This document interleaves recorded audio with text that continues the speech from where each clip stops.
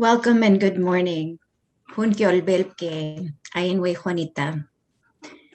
I just greeted you in my language in Maya Mum. I'm from the Maya Mum Nation, originally from the highlands of Guatemala, which you see behind me in my screen.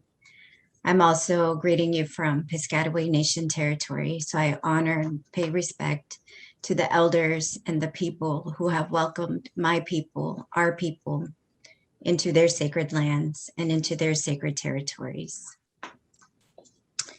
On this day, we give thanks to Heart of Sky and Heart of Earth, Heart of the Wind and Heart of the Water.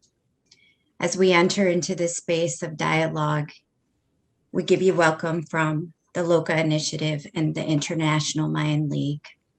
We're very proud of many months of work of bringing elders and knowledge holders, scholars, activists, different generations together, because we are in a moment of crisis. We are in a moment where we must come together, as we have often been taught by our elders from all of the different traditions, that we need to work together to bring our minds together, to bring our spirits together, to bring our ceremonies together, because Mother Earth needs us and is calling us. Yesterday, in our first two panels, we focused on water, because she is our first medicine. And we heard about our sacred connection with Mother Earth, with our sacred water, because we are born from water. And we heard about the struggles of defending water and asking who we are and how water relates to us, to remember that water is not a commodity, but water is a source of life and is life. And we were reminded from also a more Western-based framework of science that integrated the traditional knowledge that was brought into the conversation, that our knowledge systems should be as equals, and that our knowledge systems that are thousands of years old should also be treated with respect, especially in this moment where we know our knowledge has protected Mother Earth, has protected our lifeways. And then the afternoon, we transitioned to the food panel, where the conversation was grounded on our sacred relationship with our earth, with the places and the lands that we come from, and how we grow and how we live in harmony with our food as a reflection of our sovereignty, as a reflection of our lifeways, reflecting tremendous scientific contributions in agriculture and corn planting, and also the relationship that we have with our food as it reflects in our clothing, in our art, and in our ceremonies. And we were reminded again that we cannot have these lifeways if our human rights and our sovereignty and our rights to defend our lands and territories and waters are not respected, because it's all integrated. And so this is why we brought this convening together, to make sure that we are centering Indigenous peoples' knowledge systems, especially as we think about the release of the IPCC report. And we are reminded that there is a climate crisis, but Indigenous peoples and our traditions are not being integrated into these spaces. And so we give thanks on this day of Ish in our tradition of Mother Earth and our sacred altars and ceremonies, as we go into today and acknowledge that we have much to do to honor and also ask forgiveness for the harm and exploitation that we are causing to Mother Earth as humanity. And so thank you to each of you for joining us this morning. I now present you to my colleague, my sister, and one of my best friends, Dikila Chungyalpa from the Loka Initiative. Good morning, everyone.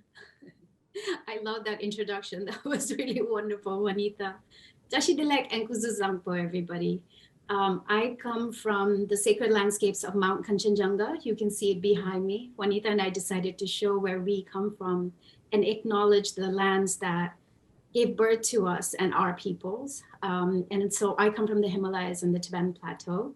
My name is Dikila Chungyalpa. I'm the director of the Loka Initiative at the University of Wisconsin-Madison. I'm thrilled to greet you and offer welcome from the ancestral sacred lands of the Ho-Chunk Nation known as Tejop. It's named after the 4 sacred lakes that surround Madison, Wisconsin, where Loka is based. Over the past 8 months of creating this convening and the past 15 months of dreaming of this convening, we spoke with at least 20 different elders from around the world, many of whom said what they wanted us to do was to create a vision of reciprocity and kinship with Mother Earth and with non-human living beings, our relatives. And it was really important to them that we not only integrate our sense of well-being as humans within the community, root ourselves into the well-being of the community, but that we also connect that to the well-being of the earth. And that it is impossible for us to be well if Mother Earth is not. And so from the very beginning, the lens that we've used to design this convening has been that of sustenance, that of reminding us that at the end of the day, she is our mother. Our life comes through her. All the blessings that we take for granted come through her. And yes, our well-being is dependent on her well-being. So we were really incredibly, I think when Juanita said that we need to feel gratitude, I think this is the first thing we as organizers feel gratitude for, that all the elders we approached, all the people that we spoke with said yes, that they wanted to be involved in a convening that centers Indigenous peoples from around the world, where all the speakers are Indigenous, all the moderators are Indigenous, where it is designed from the very beginning with an Indigenous framework in mind. So as a reminder, the purpose from the beginning has been to gather Indigenous peoples and communities and hold teachings from Indigenous elders, healers, modern and traditional knowledge holders, and experts, activists, scholars, and scientists. So what we are doing very much is building bridges where the world presents divides. We are building bridges between pedagogies, between this idea that you're either an activist or an academic, between geographies, between genders, and between ages. So as all Indigenous people who are here will know that we really prize our elders, but we equally prize our children, and they are heard and given respect just the way we give respect to all the generations. So for that reason, all our panels are designed where we have an elder, we have a modern or traditional knowledge holder, and we have a youth leader that shows us the way into the future. So as I said, Loka is based in Wisconsin, in Madison, and it has been really important to me and Juanita that from the beginning we celebrate and pay respect to the Indigenous peoples, the First Nations of the lands where our organizations and where we live. And so with a great sense of humility and just gratitude, I would like to present our opening speaker. Many of you will recognize him instantly. Sorry. Is that okay, Brendan? Okay. Many of you will recognize him instantly. He is the chairman of the Bad River Band of Lake Superior, Chippewa Nation, and Chairman Wiggins is serving his 3rd term in his role right now. He's a lifelong resident of Wisconsin, and while he was raised on the Bad River Band, he has been working on environmental issues for his entire career and life. He earned his bachelor's degree at UW Superior in 1992 and served as a conservation warden for the Great Lakes Indian Fish and Wildlife Commission.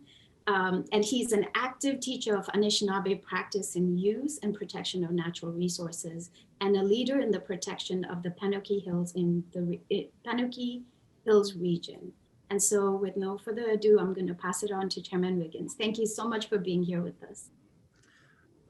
Thank you very much for that introduction. It's an honor to be here today. Excuse me.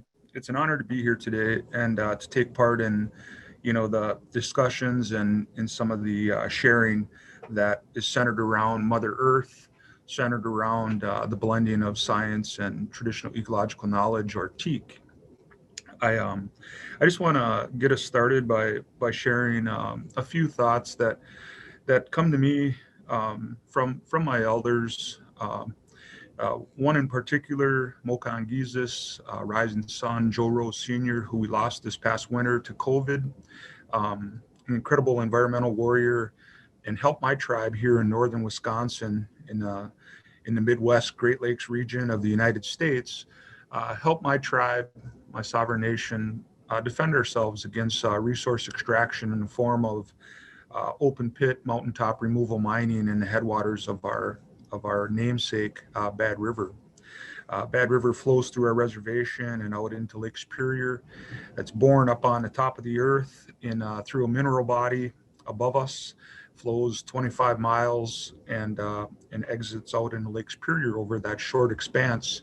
And micro-powered packed into that whole river system is the story of the Mississippi and of the Amazon and everything else. And so those hills where our river is born are identified by USGS scientists as the recharge center for the groundwaters and the surface waters of our watershed home.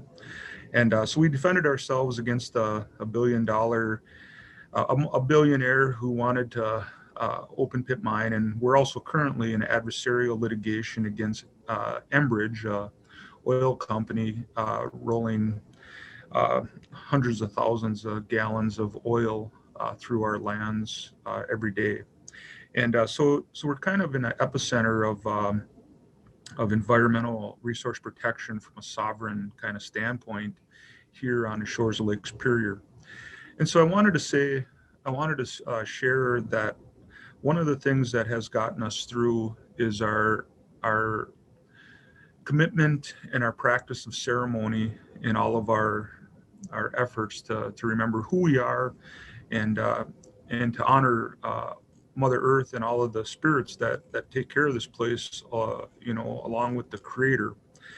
And I would share that, one of the things that Joe Rose Sr. used to always remind us about was that when Anishinaabe, when original man first arrived here, that he was locked up, that he was in the forest floor, and he was looking around and he couldn't take that first step.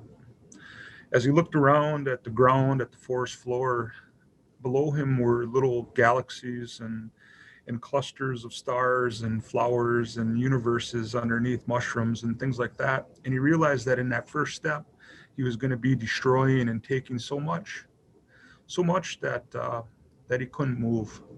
And he always reminded us to the power of those tiny little realities, the power of Manidunts, those little spirits, those insects. And he took us down to that level, telling us that old story, and then he introduced the concept of tobacco, which is how we interact and give back and send love back to the Creator.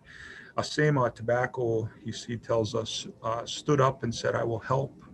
And we take that tobacco and we make an offering because we remember that we're pitiful and that of all the animals and all creation, that it's not a pyramid where man sits at the top. It's actually better to look at that pyramid as upside down because man is the most pitiful.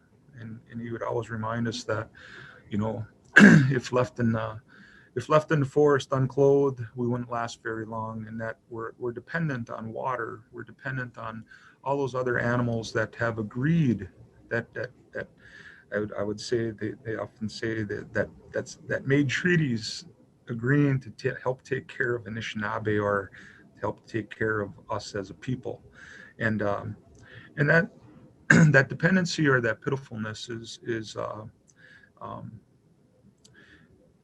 one of the things that helps us to remember to be humble and to give back and to think about those things that we do today, the decisions that we make today, to think about those impacts through a long lens. And that's where our seventh generation vision, our seventh generation ethic comes into play. That the decisions we make today, the things we do today, that those are viewed through the lens of the seventh generation, those babies that are not yet born, those ones that are still on the way. We think about them in the decisions that we make. And that's part of our responsibility on how we take care of this place. That humility and that remembering of how pitiful we are and how much we need is a constant reminder that we're temporary and that we're stewards, that we take care of this place, we take care of our home, and that in this moment in time that we're on this planet together, part of our responsibility is to try to send all those good things that are contained around us in those ecosystems, that our responsibility is to try to send that stuff forward so that those babies that arrive 50 years from now, that they have the same access to clean drinking water, the same access to shorelines, the same access to wilderness. And I would even say during the mining battle, when we look through different lenses at water toxicity, scarcity, and pollution, I would even say too that preserving the clarity of that water is very important for those future generations, because they may want to look at rocks just the way we do and search for rocks. And so that's that remembering of Anishinaabe when he couldn't move in the woods because of the beauty surrounding him. That's humility that calls the mind our seventh generation vision. And it's all rooted in something that all of us have in common with Mother Earth, and that is the ability to proactively and consciously send our heart and our mind out with love. And that's one of the things that we tried to do over and over. When we think of warriors and we think of battling in activism against resource extraction, I often said that we were going to use every tool in our war chest, our war chest. And the greatest tool in that war chest is love. And so sending love forward and remembering our connection to Mother Earth is so important. You know, we talked about water, and I remember during the mining battle, you know, in all those ceremonies, how noisy it became as helpers arrived. And I always, and I'm just going to tell it the way it happened. One night, as we had been stumping and traveling all across Wisconsin trying to convince Republicans and others not to mine, one night I fell asleep and I had an old lady, beautiful silver braids, sit down next to my bed in a dream. And she told me a lot of things, and she talked a lot in Ojibwe language, my native language, which I'm not a speaker. And so I was doing my best to try to listen and piece together. But one of the things she said to me that was that's been a journey since, and this was probably back in around 2011, is it's true, water is life. And don't ever forget that, Mike. Water is life, but also remember up there, and she was talking about our headwaters, also remember who's taking care of that water. And that unlocked a journey into the role of the rocks.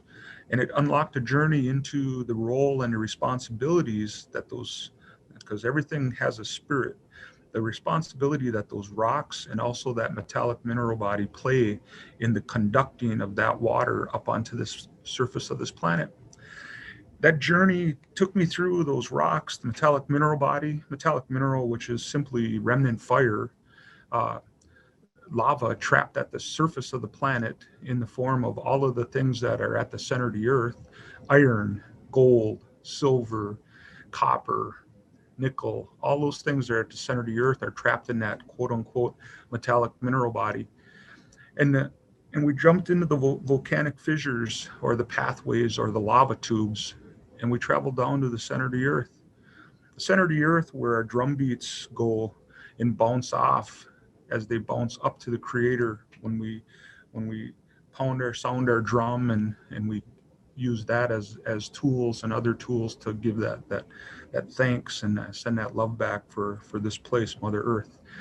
That little old lady's visit sent us on a journey to the center of the earth, and we traveled those lava tubes back until they filled with cold earth and groundwater and shot upwards and outwards through the metallic mineral body and up onto the surface of the planet with us. And so from an interdisciplinary science standpoint, I realized that we needed to find hydrologists that understood the power of rocks. We needed to find geohydrologists that could talk about rocks and water. And we needed volcanologists here in a Great Lakes region where we're 4.2 billion years old. We represent the most stable geologic bedrock on the surface of the planet. Yet we needed volcanologists to help explain how this place is put together and why. Well, the why part was that the creator is all about love and life and growing. And these metallic mineral bodies as little mini, unbelievable mini regional planetary groundwater aquifer areas were very critical for the conducting of cold groundwater onto the surface of the planet, which is very critical for keeping big lakes like Lake Superior and the Great Lakes in general cold in a warming planet. And so all of the things that are around us have a purpose. Everything happens for a reason, and those rocks, those lava tubes, and traveling to the center of the earth was a beautiful journey that was really instituted and initiated by a grandmother that decided to sit down with me one night and change my point of view. And so I just share that part of the power of love of the creator is that when the creator or our helpers arrive, you think about it, and they could go watch the birth of a sun, or maybe the collapse of a star or a supernova anywhere in the universe, and with a thought and in an ignisecond, they arrive to sit down beside you in a dream. They allow a loved one to come visit when they've walked on decades earlier. They show up to help us as individuals to try to help other things around us. And to me, that just sometimes when that, and in the past when that would settle on me, there's nothing that I could do but kind of shed tears at the beauty of that. And that is the power of the creator. It's the power of the connectivity coming from Mother Earth upwards to our feet and into our hearts and minds. And part of our responsibility is to remember that beauty, try to send it forward in the protection of those things around us, and then ultimately remember that we're going to be spirit too, again, out of this physical form, and so that's important. It's important to try to do our part, and so Joe Rose would always talk about the Oshki Bamadazi, those new people that will emerge, red, black, white, yellow, and help us find a path towards harmony, to help us take that find our way back to that fork in the road and take the path towards harmony and balance. Oshki Bamadazi, those new people will emerge, he used to say. And he lived his life embracing all cultures, all people, trying to teach everybody, because he knew that it was going to take all of us working together to heal Mother Earth and bring her back. And to that end, I just want to say that is the beauty that is still here with us, is that Mother Earth is diminished, and we have to acknowledge that, but she can still recover and heal and find her way back. She's very, very resilient and ready for that. And I think that's got to be a movement led by love, with the blending of spirit and science, and then also recognizing that we have those helpers around us, both spiritual and physical. And to that end, I'll just say, we recognize Lake Superior sturgeon out in Lake Superior, prehistoric fish that has been around since the dinosaurs. When the window of life got small and the dinosaurs couldn't go through, Lake Superior sturgeon did, and still spawns right here in our sovereign nation. We have one of the largest spawning areas on Lake Superior, naturally based, and we realize that we're in a power place. We're in a place where we're water rich. We don't take that for granted, but that we have relatives around us, Lake Superior sturgeon. We have wild rice, a food that grows on the water with its scientifically documented 99-year dormancy ability. We have plants and animals around us that know how to go through when times get really tough. And if we pay attention, follow their lead a little bit, protect our ecosystems, if the window of life gets really small in the future, it bodes really well for us as humanity to be able to go through that small window when that time comes. And there's probably going to be hard times in the future. And so we want to take care of the things around us in real time, so that when it gets very, very difficult and that window of life might get small and it's tough to get through, that all of us can go through in a good way. And as Mother Earth goes through her changes and heals herself too. So to that end, I just want to say welcome to everybody, and in a good way, just really, really hope that everybody gets a little bit of what they need and what they're looking for in the talks, from yesterday through today on to tomorrow.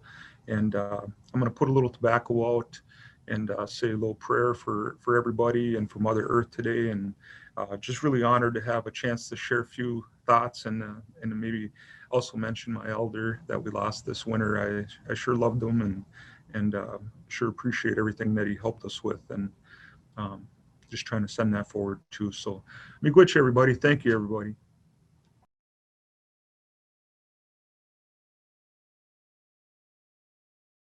Thank you so much, Juanita. Thank you so much, everyone, and Chairman Wiggins for this incredible opening to today. Osio and Tashile, Tani Tudwa Dawadong, naming the Rangchun Lama Serye, and Ikiramza Zama la Tashile, Zandi Subiye. My name is Tani Tudwa. In Tibetan, I'm known as Rangchun Hamo, and I offer auspicious greetings to you all and gratitude to Dikila, Juanita, and everyone who has come to make this gathering possible. All of our great elders and knowledge holders and all that have brought your care and heart into building this remarkable community. So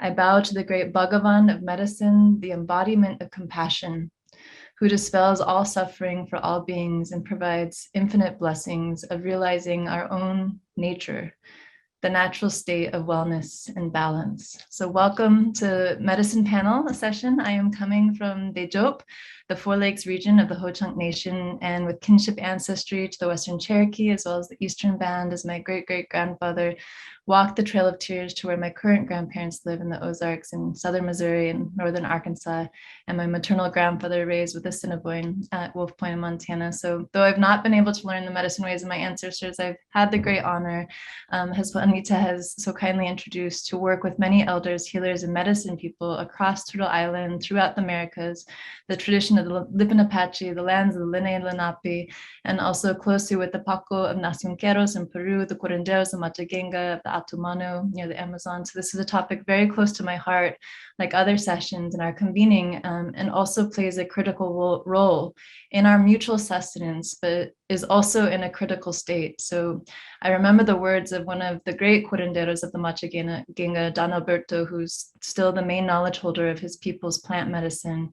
And he told me that his grandmother knew the language, the medicine ways of over 5,000 plants of their lands. And he has only come to know 2,000. And he predicted that his niece, who would inherit his knowledge, may only learn several hundred. And so despite the determination and persistence of transmitting this knowledge, the devastation to the Amazon, its ecologies and communities, rapidly changing lifestyles has seen the incredible rapidity with which such knowledge can be lost just over these brief generational transitions.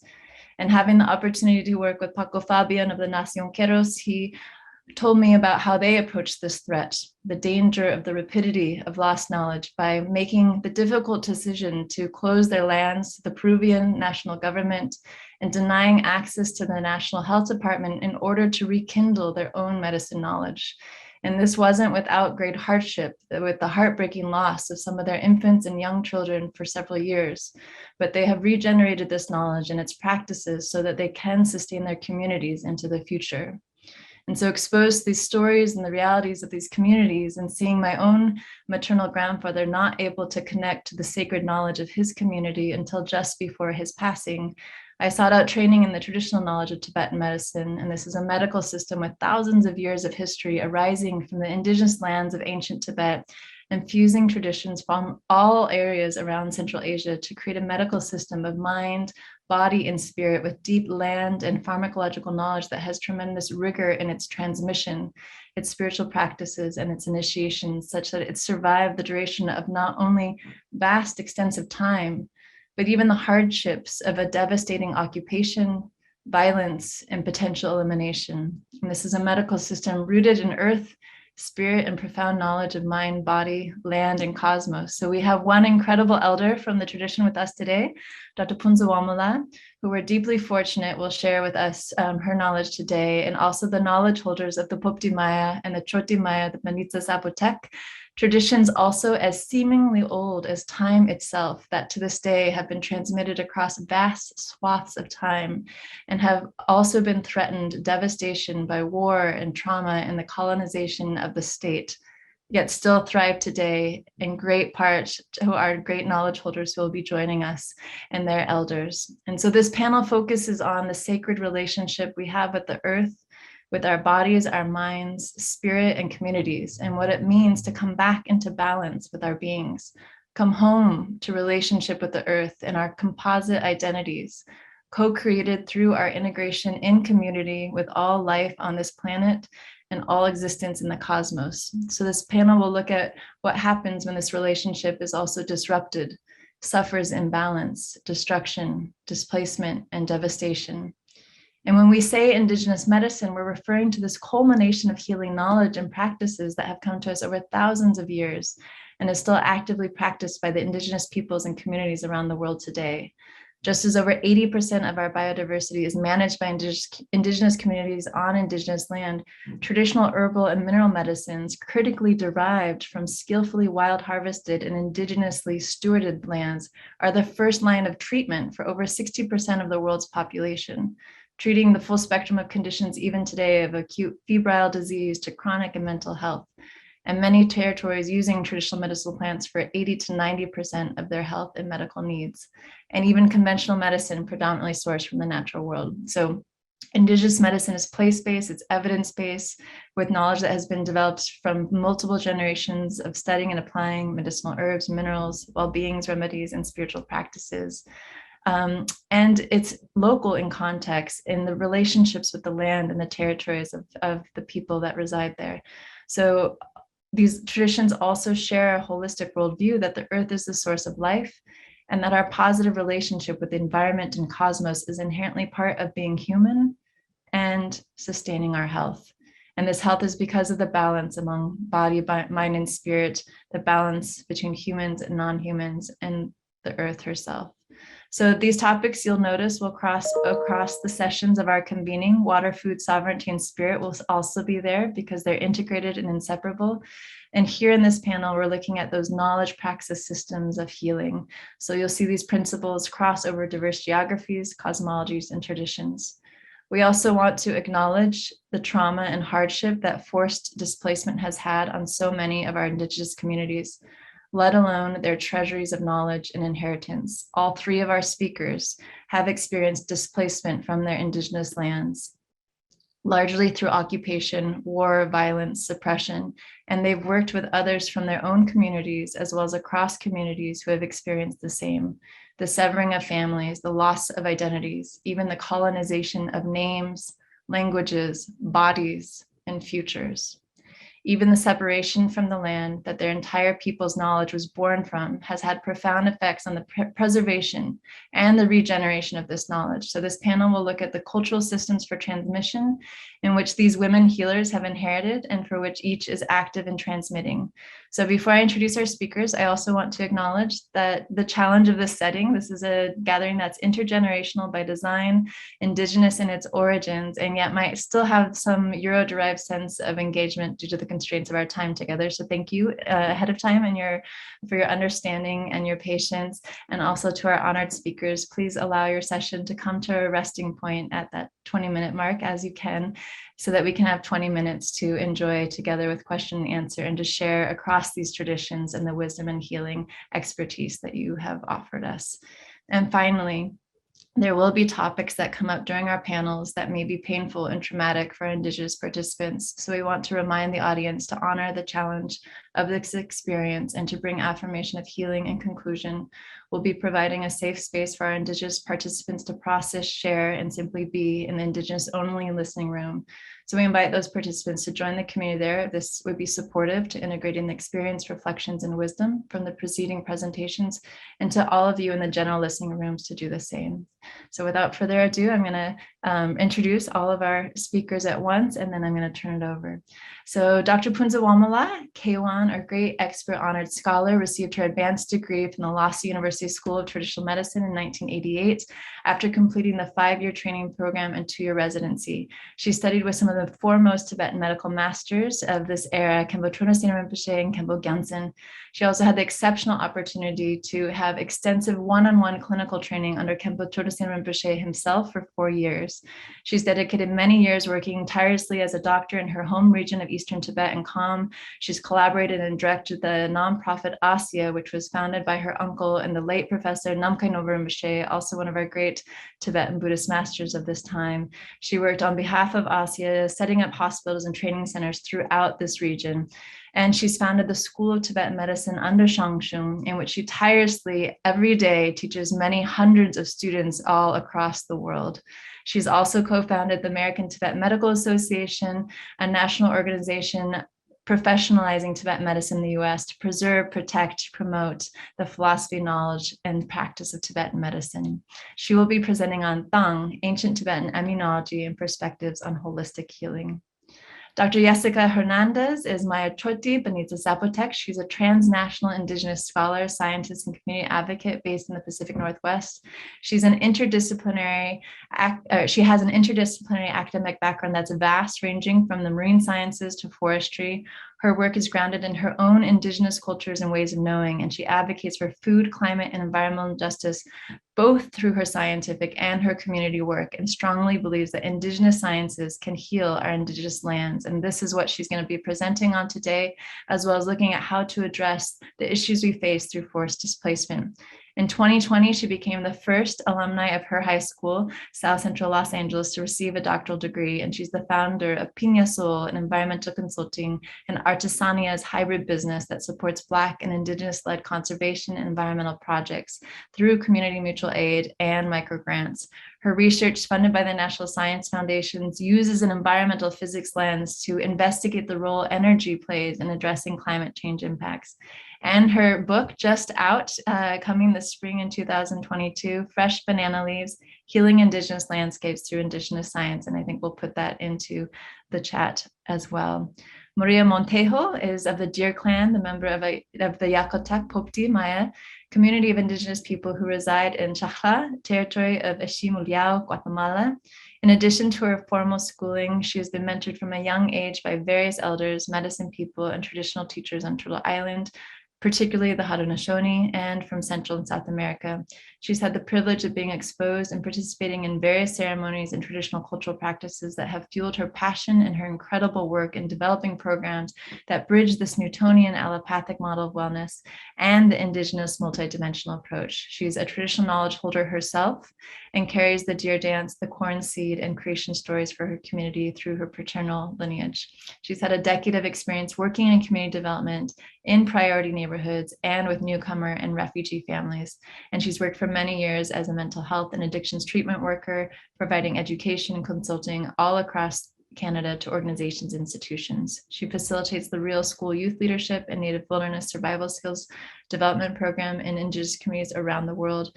And she's the manager of the Dodonkonunsa Indigenous Education and Cultural Facility in Toronto. So these are tremendous speakers this morning. We're so delighted and honored to have this incredible group of medicine women healers. And without further ado, I'm going to turn the floor over to Dr. Punza Wamala, please. Thank you.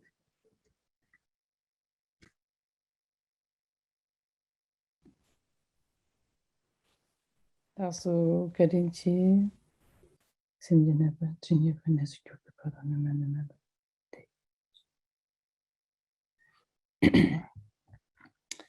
Also, thank you. um, so maybe I will share this my screen, my PowerPoint.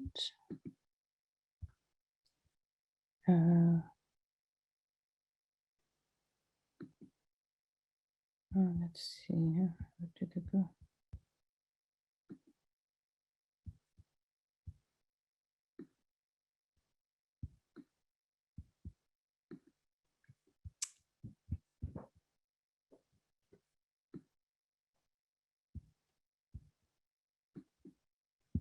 So,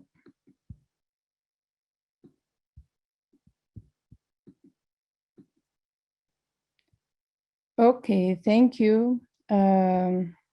Really very honored to be here. And thank you all the organizers, all the participants, everyone. So thank you. I'm really happy to be this group because it's we're talking about the motherland. So the motherland, and then the older generation, I guess, have one idea of the what is the land means, what is the water means, what the tree means, and the younger has another view of that. So comes together order to passing to the idea of the senior people's concepts of the nature to the younger generation. I think this is great. And also whose mainly organizers are young generation. So I really want to say thank you. And today's my main topic is I want to focus on, we call them Dang, which means is like the Western medicine is similar with the immune systems. So that when we're talking the Dang is, so Dang means is sort of like something that protecting our body, mind, and the energies. Other hand, how we function our body, mind, energy through the Dang. So for this reason, I want to stressing on this Dang because Dang is like a nature, our motherland. For that reason, I want to focus on the Dang. Before we go to the Dang, I just want to say a few brief history of the Tibetan medicine. Maybe many of you think Tibetan medicine, origin of the Tibetan medicine came from India because Buddhism introduced to Tibet from India. And maybe many of you think Tibetan medicine, origin of the Tibetan medicine may be rooted somewhere in China and then connect to the Chinese medicine. So I want to say the root of the Tibetan medicine came from Tibet. Of course, we do have integrations, the neighbor countries, not only in China or only in India, but also many other neighbor information. Yes, we do have, but the root of the Tibetan medicine came from Tibet. So as Tonila the Rinpoche Lama said, is over 4,000 years history. So this is the Tibetan medicine.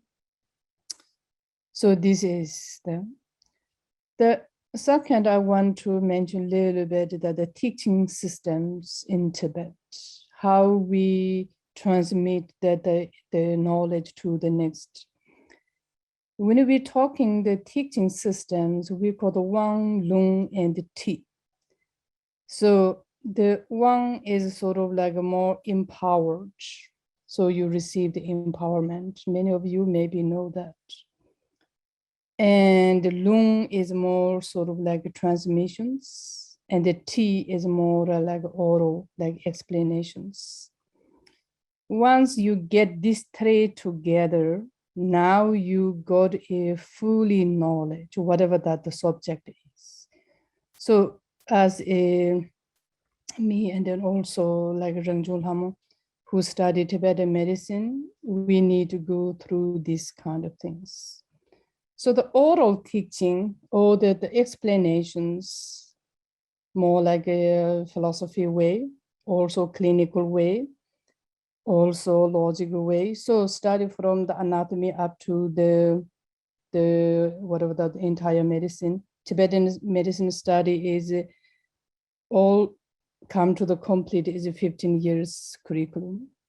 Just for the bachelor is 5 years. So during that study aspect, is the oral teaching or the explanation help us to learn importance of the relationships you to the outer natures. Also, we learn the importance relationship your body to your soul, to your energies, body, mind, and spirit. Also, we learn the importance of your well-being or your health is to the other sentient beings, not only human beings, of course, your family, your friend, your relatives, your community, as not only that, but as a global aspect. And your well-being is not only connected with the human, but also other animals, other sentient beings. Not only that, but is whole well-being of all the sentient beings, or we call as the Ndrowa, like moving beings. It's the outer natures. Without outer nature, without the motherland, without those waters, we cannot survive. We consider is diamond is very violet. Yeah, that's true. Gold is very important. Yes, that's true. We try to get peace and they try to wear some parts of the body. That also true. And we consider it very valuable, the money. That also true. We work to own the money. That's also true. But comes to the end, what most important is the water, as the previous our speaker said. Without water, we cannot eat the diamond, we cannot eat the gold. So where the water is coming from? Who's making the water? Where the water is? Water is on the nature. So for that reason is that the explanation, teaching part is all those kind of things comes with. Once we learn these things, then we have the transmissions we call the loom. So through this transmission, transmit all those valuable teachings to the next generations. That's the reason in the Tibetan medicine we call it Dujinyibu Yala Java Samamanga. Gu means is like generation by generation captured this knowledge. Not someone overnight dreamed or overnight something happened, I'm very smart, then I found out. No, this is comes with generation by generation. And the end we call is the empower, which means now you own this knowledge in your culture, with your life, which means is now you are responsibility of taking care of this culture or this knowledge. So for this kind of reason, like the just explain time, we don't have such a big responsibility. When you get the transmissions, yes, we have more sort of like, so lung means is when we're looking like a cup. So this part is lung, you can hold. Say teacher say, okay, now you hold this. You can hold, but it's not fully owns you. Then after empowerment, now you owns into your life. And then now you became is that the main responsibility of taking care of this knowledge. So this is that these three is that the three different way of the study compared to our modern education systems. So this is I just I'm sure also other indigenous knowledge must be similar to this. So that's I want to mention. Then go to my main sort of like the topic we call the Ndang. So what is the Ndang means? Ndang is the most pure essence after eat food. So an example, today we eat food, like today's August 10th, my breakfast transformed into the pure Ndang on the 17th August in the morning. So takes about a week to transform into that. Between there is 6 different tissues, like the blood, the muscle, fat, bone marrow, reproductive fluid, then getting down to there. So this is the Ndang. If you ask what's the Ndang, Ndang means is pure essence, abstracted, divided, pure from the food. So this is the Ndang. If you ask me where the Ndang is located located at the heart chakra. After 70 days, they abstracted the most pure from the food. It's very small, it drop. Color is little goldenish and goes to the heart chakra and then remain there. So this is the Ndang. And what is the benefit of the Ndang? If we have a good Ndang, what will be the benefit? If we have a Ndang, an example, a dark house. If you ask what is the benefit of the lamp or electric power, light. So remove the darkness. If they remove the darkness, then what happened? Then we can see. If you see, then what happened? No fears because I see. I can do because I see. I can touch, I can move. Once we remove the darkness, then we have more power, confidence, ability, energy, willing things to do. So for that reason, once we have the Ndang in our body, inside us, then our complexion is better, our voice is better, our memory is better, energy is better, and once comes all those things and protect the diseases better, also protect from the provocations is better. So this is all sort of like Ndang. We can think, there is a house, light on the power, like lights on. It's likely will not someone's enter to the room because they think someone can see. If there's dark house, no light, easily someone enter, break windows. Same like that way, if there is light in our body, physically, mentally, energy, whole body function system is do much better. So this is the powers of the Ndang or the functions of the Ndang. So this Ndang is so important. Since that we studied the pandemic, we all kept talking the immune systems, immunes. You should eat the orange because can build the immune system. So you should eat this one can build. So we are talking a lot of that part. That's true. The Ndang is very important to protect the bodies. Why we want to protect the body? Because this precious life, human life, if we lose this precious life, through this precious life, we can achieve our desire. If we lose this precious life, we cannot achieve anything. For that reason, this body is very precious. To keep this body, many things we need included this Ndang. So this is like the importance of this Ndang.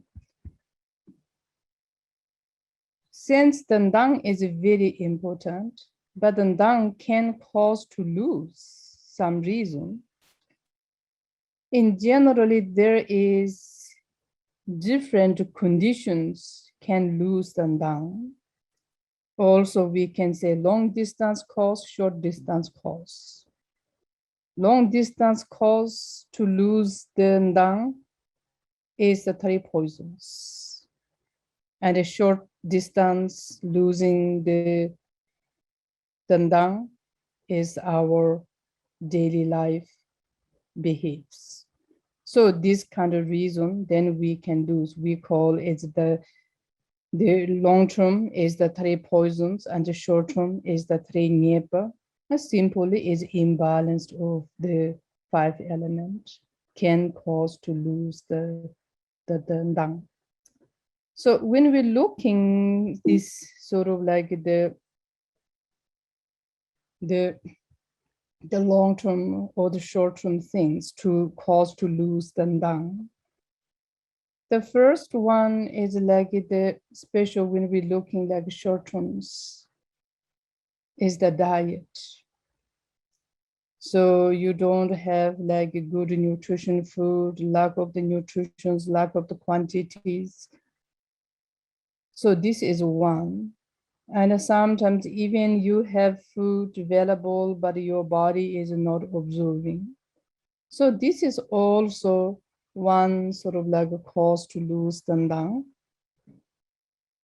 And the second one is the your behave.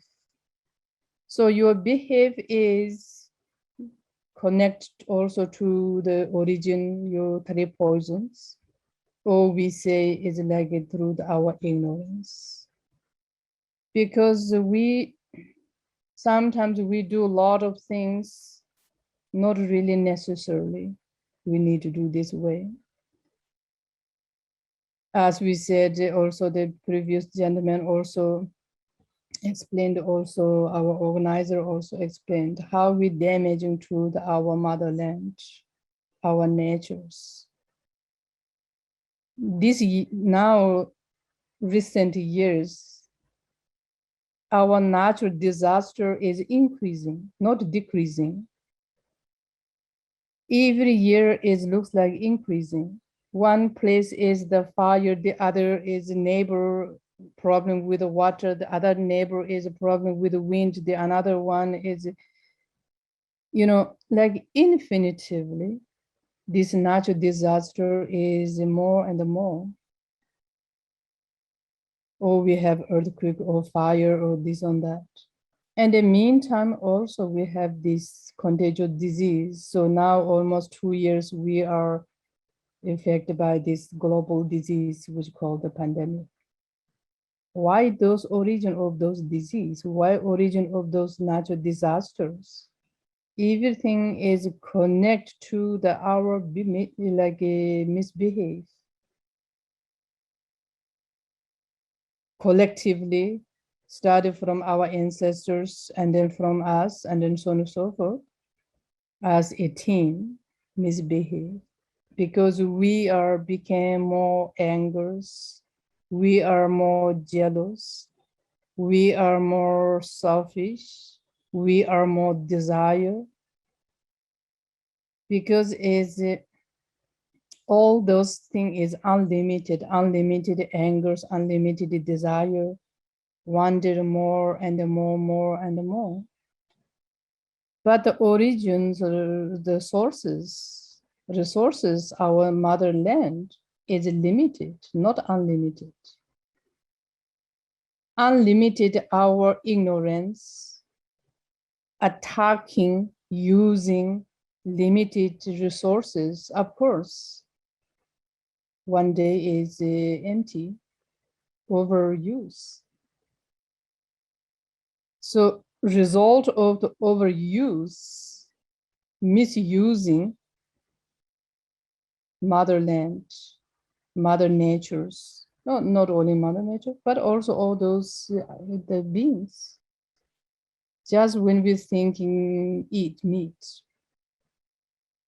ancient ancestors, at least like ancient time, like still that the Tibetans people, the senior Tibetans people who live in Tibet, when we eat meat, purpose of eat meat is to survive, not enjoyment. Yes, I live in such a high climate. lack of the green vegetables, many seasons. Yes, I do need to have some deep proteins. Yes, we do something that the negative actions kill the animals we eat.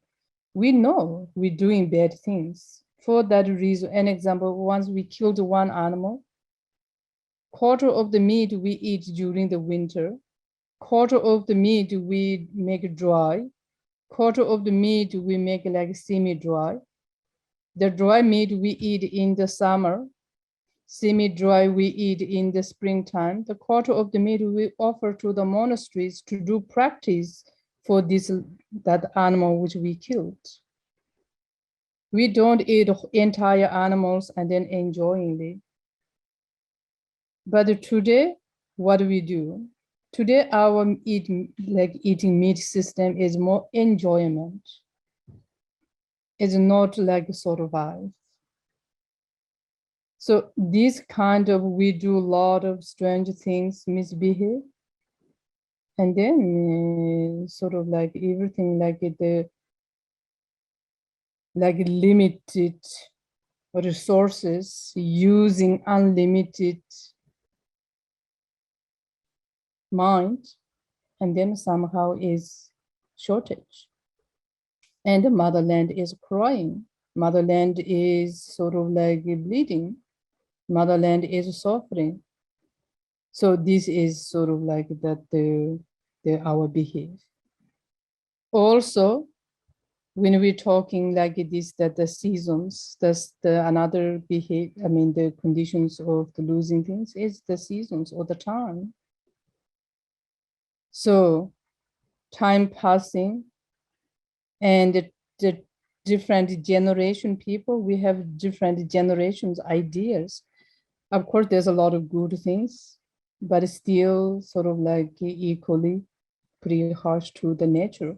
So this is also sort of like seasons. And then meantime, also like the used to winter is not same like today's winter. Our used to summer is not same like today's summer. We see that. Why those nature is the climate is changing? What they call now global warming.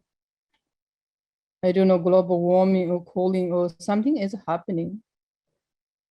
So this is also like that our season is changing, the temperature is changing, climate is changing, duration is changing. Then the next one is the provocations. In general, when we think in provocation, always we think is someone outside there, strange image and attacking all the time. So we're thinking that there is a provocation means is invisible beings outside there.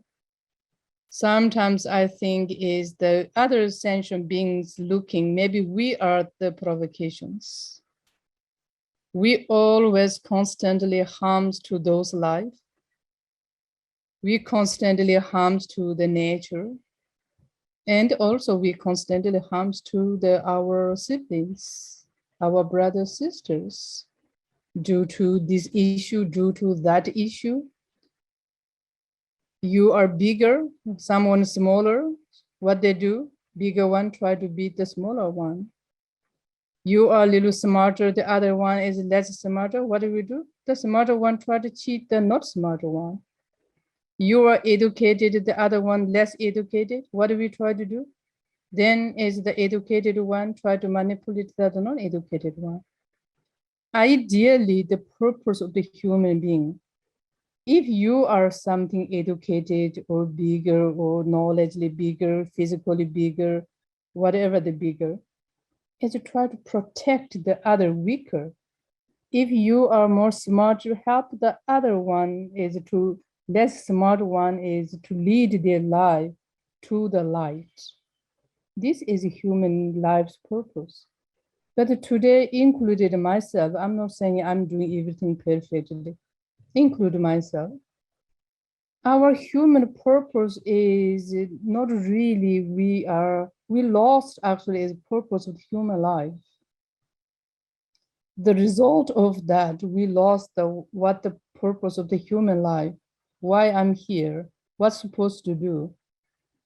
since we lost the essence of the human life, then we have all those like misunderstand or misbehave comes up, which they call is ignorance. Yes, you got the educations, but still.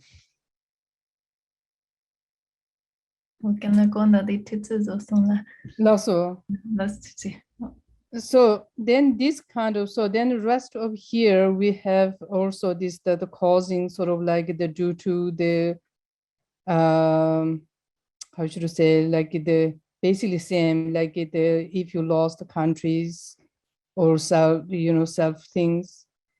And then the last part is there's a little bit to restrain. So if you lost the dung, what do you need to do?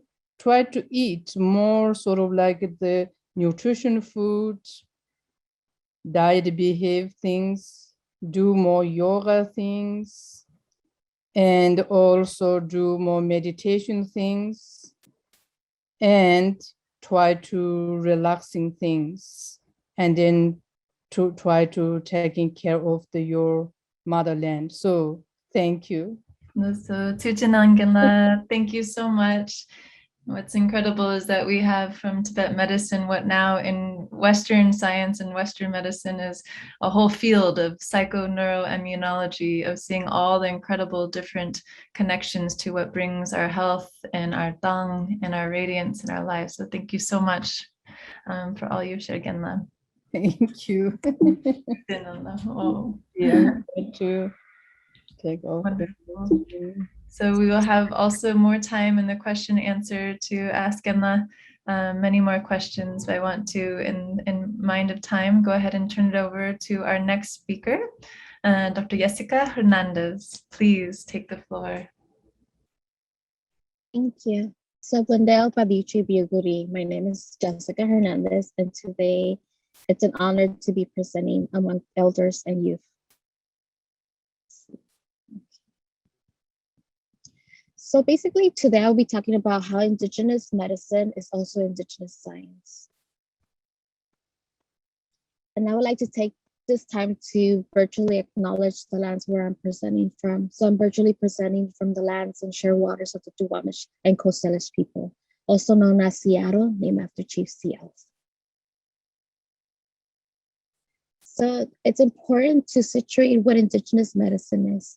Indigenous medicine begins with the understanding that our relationship with our environment and the cosmos determines our well-being.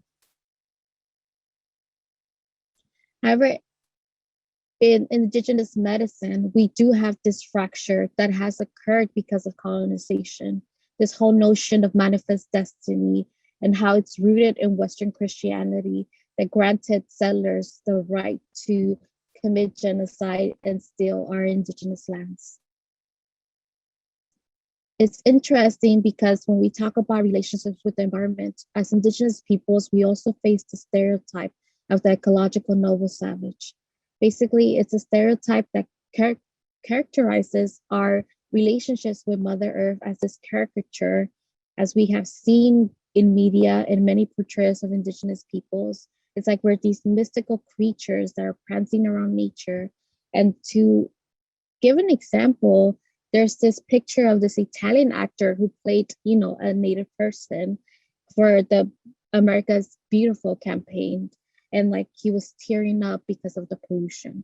So I think that as Indigenous peoples, there's this balancing act that we still have to continue to maintain, where we have to be balancing our Indigenous ways of lives, our Indigenous cultures, our Indigenous medicine, but ensuring that we also don't play within the stereotype as well. And this goes back again to what Indigenous medicine is. It begins with the understanding that our relationship with our environment and the cosmos determines our well-being. So how do we balance that? And I think that as elders, youth, and for our future generations, we're still learning how to balance that because, as I mentioned, colonization is ongoing. We're still living the ratifications of settler colonialism. And how do we balance that to ensure that we actually have this reciprocal relationship with our Mother Earth as we continue to thrive? In Western medicine, medicine tries to care for the patient while focusing on managing diagnosis, prognosis, and treatment of the injury or disease. However, for Indigenous traditional medicine, it's an ancient science and treatment of holistic well-being, where we focus on the individual, our lands, our environment, our mind and spirit, and everything else that embodies who we are as Indigenous peoples today. It's part of our food and how we can reclaim our relationships with our traditional foods. It's also having access to our ancestral lands, our sacred sites. And as we can all see, for Indigenous Maya people, those sacred sites have become touristic attractions where even access to our own sites are denied because, its economic revenue is prioritized over us having access to our lands. However, when we look at Indigenous medicine, it's been immersed in our generations for years. It's been since time immemorial, and this history is embedded within our Mayan writing systems that we still have access to today. How medicine was basically passed down from those generations onto the present day today. However, we continue to see a lot of this notion that the new generation hardly believes in our medicine, and our elders, our healers are trying to find ways to attract them to this instruction, this learning, because many years can be lost. Our generations will be lost of knowledge because of this. And this is all due to the colonization and the ongoing persecution of Indigenous healers that is impacting our Indigenous Maya communities. Tata Domingo Chokche was an Indigenous Maya healer who was murdered because he was practicing his ancient medicine. And it's this ongoing colonization that tries to dismiss our Indigenous ways of knowing, our Indigenous science, and in this case, our Indigenous traditional healing. However, when we look at capitalism, our Indigenous medicine is commercialized. We see how organizations like Sephora or Whole Foods are capitalizing on our ancient traditions and selling these products. But yet we have our elders who are being attacked and persecuted because they're practicing our way of life. However, there's this notion that we want to be able to consume Indigenous medicine, but without the Indigenous healers or the Indigenous peoples behind the reason why this Indigenous medicine exists today. And despite colonization and Christianity trying to challenge our Indigenous Maya spirituality, it has failed. This is because as Indigenous peoples, we have found a way to incorporate our Indigenous traditions. An example that I could give is even the ceremonies that go behind what many people know as Day of the Dead. So this was a way for us to immerse Christianity and our Indigenous ceremonies to be able to practice that when our Indigenous cultures and practices were not allowed under settler colonialism, where religion was persecuting those of us who were practicing our cultures. But even today, we see how Day of the Dead is commercialized, and we can find products in Target and all these other mass capitalistic entities that are commercializing from the Indigenous resistance to maintain our Indigenous science, our Indigenous medicine. As Indigenous Maya people, we still constantly have to battle against this notion that we're no longer existent, that we're extinct, right? Because there's this narrative that the classic Mayan civilization collapsed, that there was this decline of the Mayan civilization. But this is false, and it kind of erases our existence because we are still thriving and living today. We're still living the persecutions, the ongoing settler colonialism, the impacts that it has within our communities. And when we talk about Indigenous science in relation to the Indigenous Maya peoples, there's a long history of what we have contributed that are now kind of praised within the sciences, but with acknowledging that the descendants of those scientists are actually existing today. We were able to contribute to the art, astronomy, rubber, ballports, chocolate, math, and even the writing system. Yet our Indigenous contributions are ignoring Western science.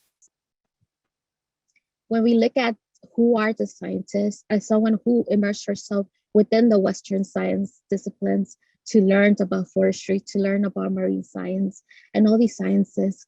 Our Indigenous peoples are not even mentioned. Our contributions are ignored. Yet, we praise white European men for being the scientists, when in reality, our Indigenous contributions are as valid as Western sciences. And this is to reemphasize that because of the holistic way of living and the Indigenous way of knowing, Indigenous science is also our Indigenous spirituality. And as we continue to live as Indigenous Maya peoples, we have to realize that we continue to be faced with forced displacement. This is because there was a war that was actually a genocide, as it targeted us as Indigenous peoples. In El Salvador, this war took place between 1980s and 1990s. In Guatemala, it was from 1960s to 1990s. However, many of our elders told us that these wars and the ongoing persecution began before and is still ongoing today. So while these historical dates are there for historians, it's important to also mention that sometimes they don't accurately kind of grapple around what actually took place and what is actually taking place today. We see how in this war, in this genocide, our Indigenous children were actually targeted, as they were as young as 10, 11 years old. They were forced to fight into the war, whether they were forcefully recruited by the army or forcefully recruited by the guerrilla. And then when we look at climate change, we look at how global warming is rising, how it hasn't stopped and it continues to increase. We have all this science telling us that it is basically increasing, that our temperatures need to be curbed so that we can actually protect our lands, protect our Mother Earth. As we all know, the IPCC released a report yesterday on how they notify that global warming is going to be up to 1.5 degrees Celsius. Yet there's not that many actions being taken by people. And it's important to note that Indigenous peoples and communities globally, we protect 80% of the world's biodiversity. In Latin America, 50% of the world's biodiversity is located. So we see how these layers of forced displacement, genocide, climate change, and for us Indigenous Mayas peoples, these privatizations and selling of our Indigenous lands to large plantations, to large corporations, such as banana plantations, continue to be resulting in this climate change, in this increase in climate temperatures, despite us protecting 18% of the biodiversity and being at least 4% of the world's population. We have the highest ecological debt. It's because we are protecting our Mother Earth. As I mentioned, our Indigenous medicine, spirituality, and identities are all interconnected to our environment.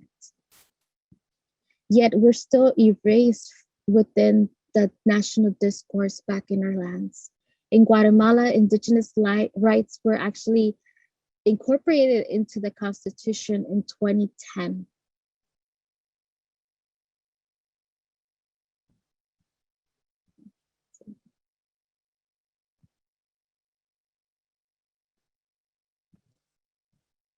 And in El Salvador, Indigenous peoples were actually incorporated into the Constitution in 2014. Yet we have been living in both our ancestral lands as Indigenous Maya peoples for generations. When we look at the ongoing displacement that our people are going through, we have to recognize that our countries, the settler governments in those countries, actually devastated our Indigenous Maya communities because they were trained by the United States. They basically targeted our Indigenous children and led this genocide. Yet people have this narrative of immigration where xenophobia fuels this anti-immigration narrative that exists in the United States.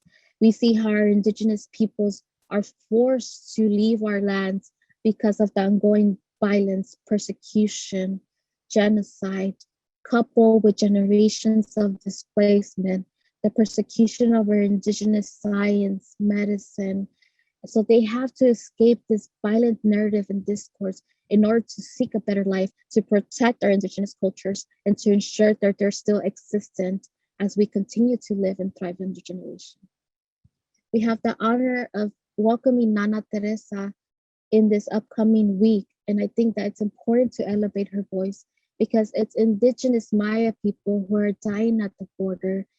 And it's not to say that every person from Latin America is indigenous, but it is to amplify those voices of indigenous peoples who face language barriers, who face identity misclassification within the immigration discourse.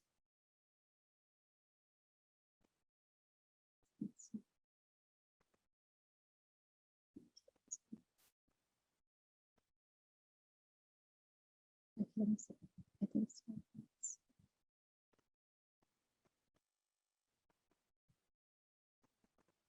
I'm gonna go back and share.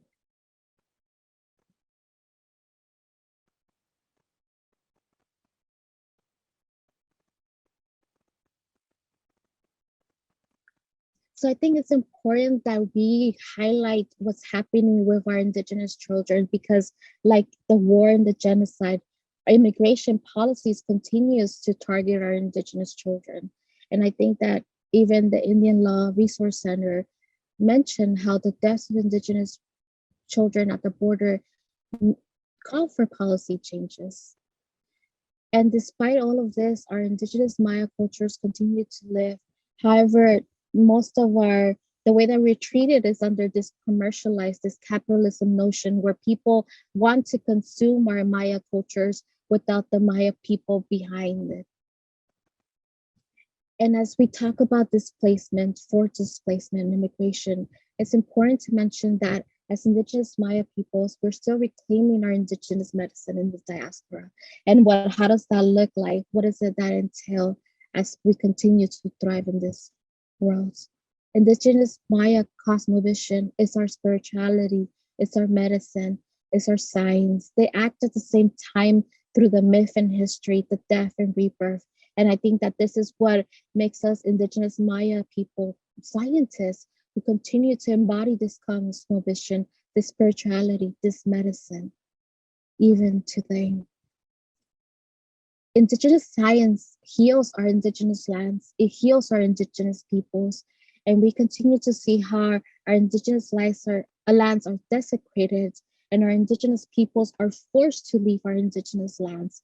And I think that as we continue to see all these reports on climate change and how it's impacting the world, it's important to start uplifting indigenous science because it's not just Western science is not going to solve it all. As indigenous science, we look at the world through a holistic lens. And I think that through this narrative of and this presentation, there are these key elements, right, of displacement, language, children, our indigenous children, reasserting our indigeneity, because as I mentioned, in the immigration discourse, we're classified as Latinx or Hispanic and not within our indigenous nation affiliation. It's also reclaiming that environmental kinship that we have in the diaspora as we continue to be forcefully displaced from our lands. And I want to end it with this quote from the International Mayan League that mentions, in the United States, a framework of extreme rhetoric, racism, discrimination, and fear against immigrants has made it even more important to advocate with our communities. We as indigenous peoples are invisible because we're classified as Hispanic or Latinos and not recognized as being part of an indigenous nation. In turn, our communities are often forgotten, lost, and isolated within a complex and frightening immigration system. The experience of exclusion is further exacerbated by language barriers, cultural difference, worldviews, trauma from historical factors that have caused forced displacement. And it's important to mention again that this is not to say that every person from Latin America is indigenous, because Latin America, like the rest of North America, South America, continues to thrive on settler colonialism. They're settlers that continue to navigate the government structures that continue to forcefully displace our indigenous peoples from those lands. And when we look at immigration detention centers, it's important to mention how it's targeting our indigenous children, how it's similar to what happened in the boarding schools, where our indigenous children are separated from their indigenous parents, where they're not even granted access to their indigenous languages. And this is why we've seen our indigenous children die under immigration custody. And I think that as we continue to not just learn, but relearn and unlearn the ways that we have immersed ourselves with immigration, it's important to continue to uplift indigenous voices. And I welcome everyone to join this campaign that is called Welcome with Dignity, whereas the International Mayan League, we're advocating for the indigeneity discourse, for the indigenous narratives to be uplifted so that we can actually see how this immigration targeting indigenous peoples is an indigenous rights issue and not an immigration issue. Because as I mentioned, we are being forced from our lands because of the past, the present, and we're looking and hoping for a better future for our people. So thank you all, and I hope you learned something from this presentation. Wonderful. Thank you so much, Dr. Hernandez. I love how also we've gone all the way from the body, the mind, and all the conditions at the individual to the community, to the structures, to our nation states, and how this affects our ability to have well-being and health and self-determination. So thank you so much for your wonderful presentation. And now I would like to turn it over to Maria Montejo. Thank you, Maria.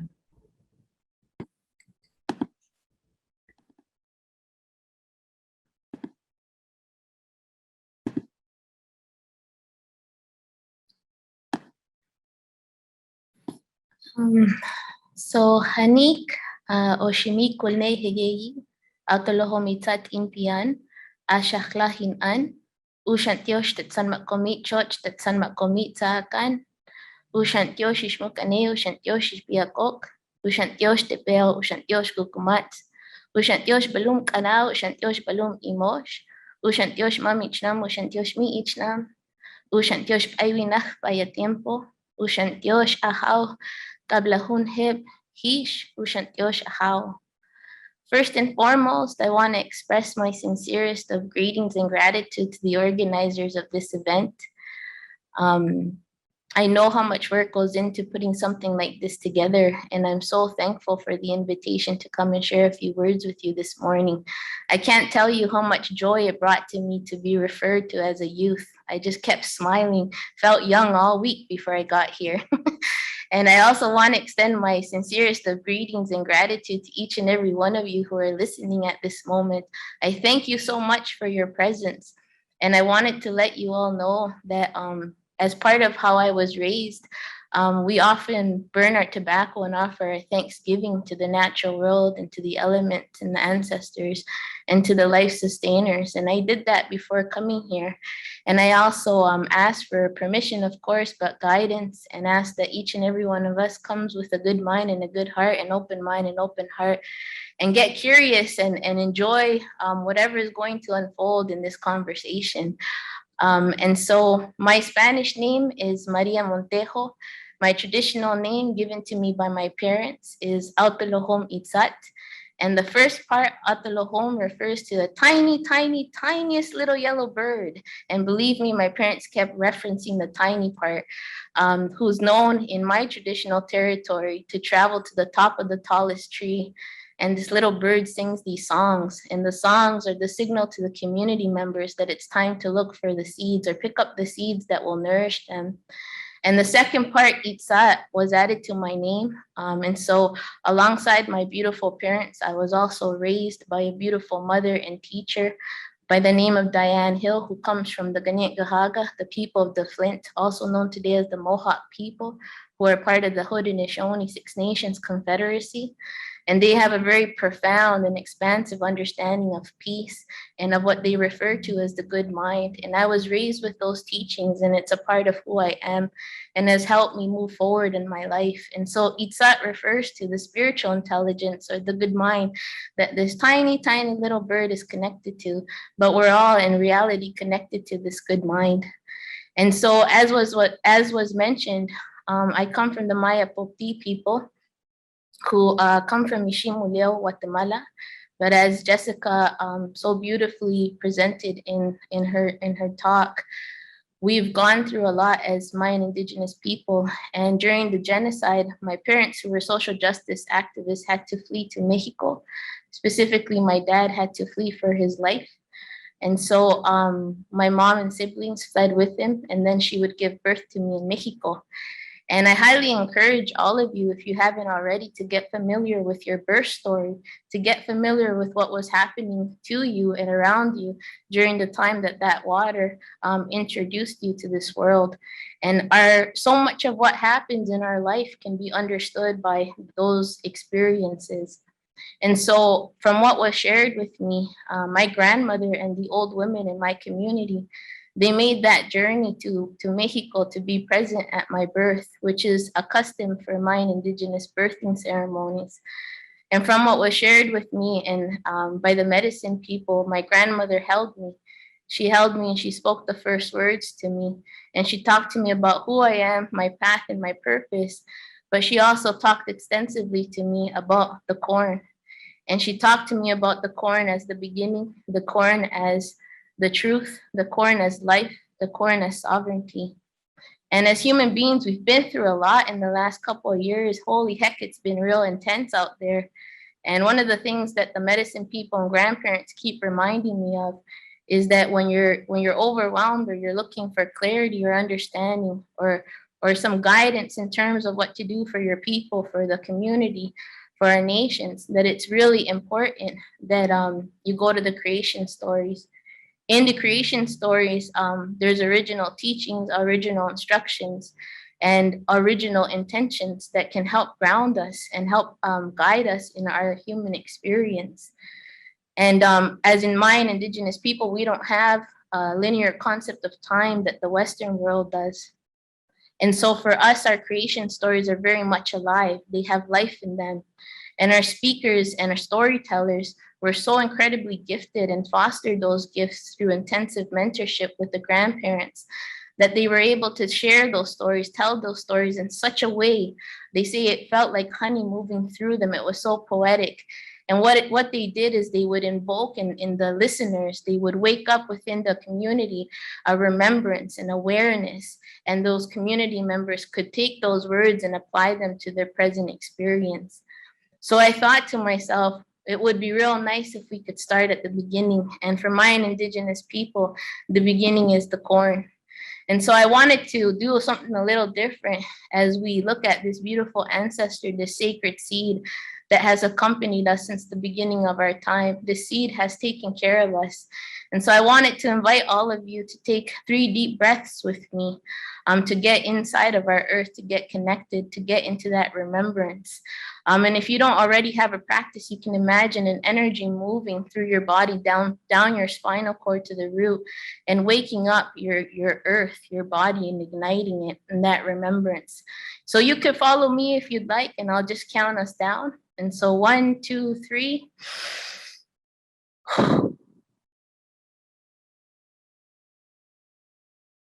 Again.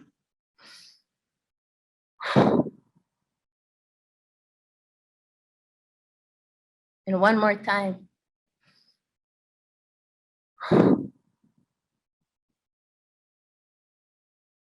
This beautiful relative, it reminds us that in the beginning, there was an intention that was set forth.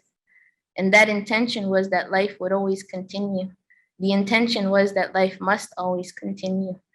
And it's so incredibly important to be grounded and rooted in that knowingness and awareness, especially at a time when the mind is so strong that the fear is so accelerated. And the fear can make us accept things that we wouldn't otherwise accept. So we have to begin with a grounding and a knowing that life will and must always continue. And so this beautiful relative here, in the last couple of years, I sat with the medicine people, I sat with the elders, and I helped them with ceremony, healing ceremonies, because a lot of our community members would show up, and the spark, the willingness to be here, to have this experience was leaving them because of all the trauma, all the transgenerational trauma and everything that's happening in our world.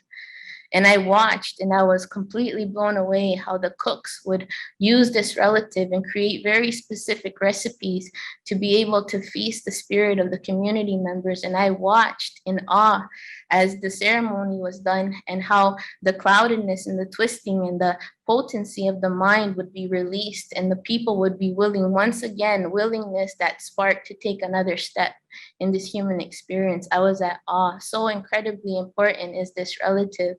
And so I spent a lot of time in honor as well of my grandmother, listening and asking questions about this seed and questions about this corn. And it led me to a journey, because this corn that we see here requires a human relationship. And so the grandparents in my community in Shahla and my cousin specifically, Juan Daniel, would talk to me about how there's an original seed, there's a grandparent seed, there's a seed that would birth this one. And that's the one that's really important to understand in terms of understanding ourselves. And so this beautiful seed, which is growing today, I woke up, it's growing in my house, and it just brought me so much joy this morning to see it start to move and to grow. And this seed, and I'm aware that there's a few other seeds in Mexico and the southern part of the United States that carry their own names. But this seed here, we know it in my community as salik. And it grows wild in our sacred mountain, and it's connected to the thunder beings, it's connected to the cosmos, it's connected to the stars. And there's these beautiful stories that talk about how our grandmother took this element to be able to construct our spinal cord. And that's the link between our DNA and the sky world and the star beings. And the lightning is very specific, because when there is conception, when there's creation, there's always a spark of light. That's the willingness, to move forward and to be creative. And so I spoke to the language speakers and asked them about what salik actually means. And they said, it's lightning, Maria. It's related to our thunder. And we could consider it the seed of light. And I got so excited and so happy. And I went to do my offerings and pray for this beautiful teacher. And so at this moment, we're reminded to know the seed is to know ourselves. And so we need to begin to ask questions about what this relative is teaching us about what it means to be human, and to relearn the life skill of being human, and to begin to understand that once again. And so I had a conversation with my community about what we refer to as the human being. And I'm aware and conscious that there is a certain limitation in terms of being able to explain the language. As some of our language speakers remind me, at some point, experience overrides explanation, and you must have a personal experience in which that awareness of what these words actually mean move through you and are birthed from you. And so I'm going to just do a general, a very simple explanation of this very profound words that you see here. And so for my people, we call the human being kuwinak. And ku refers to what I was shared with me. It refers to the lightning, the light. And one grandmother told me that it refers to the sacredness. And winak refers to the wholeness, the totality. It refers us to a cyclical nature. And one grandfather told me it refers to the word eternal. And so how I understand the human being through my people is that we are the eternal being of light. And the cyclical part of us is incredibly important in terms of understanding the life skill of being human, how we were intended to move through this perceived physical time and space called the human experience. That cyclical part is essential to our understanding of wellness and how we sustain wellness. And so I wanted to show you a picture. The next picture I'm going to show you is by the artist Alex Gray. And my ista, my ma, she told me that she uses this picture because it comes real close. I don't know much about Alex, but it comes real close to understanding what the grandparents were referring to. So it's the most important selfie you're going to take today. And so when you look at this picture, you have to know that you're looking at yourself, all right? And so here you are, look at you, this beautiful luminous light. Oh my goodness, this is Kuwinak. And this beautiful light can never be killed. That's why in our language, death actually refers to a rebirthing. This beautiful luminous light is eternal. This beautiful luminous light is transformational. It's cyclical in nature, which means that you are designed to be able to change. And that is essential to your well-being. You are a highly creative, highly spiritual, highly evolved being that's having a human experience. You're conscious. This beautiful light is not sick. It's not sad. It's not broken in need of fixing. It's not disconnected. It has no gender. It's completely fluid and expressive. And it's important to acknowledge at this moment that you do not have a life. You are life itself. And when you begin, small difference, but incredibly significant to understanding us and understanding our well-being, and how we begin to recreate a way of life that honors all life that surrounds us, because we are all that life. So you don't connect to a tree, you are the tree. And that's really important. And so this beautiful light reminds you of who you are as a human being. Kuwinak means that you are designed to be able to evolve. Evolution referring to the capacity within you to have new thought and new feeling, creating a new state of being, a new signature by which you can allow for a new thought, a new feeling to move, a new experience, a new perception, and bring something new into creation. Understanding that is essential. I get asked all the time that people want to work with me, and I always tell them, if you want to work with me, you can't be wanting to be a bigger, better caterpillar, because I don't do that. Because if you're going to work with me, you're going to have to experience transformation, and your life will not be the same. And that's essential to our well-being.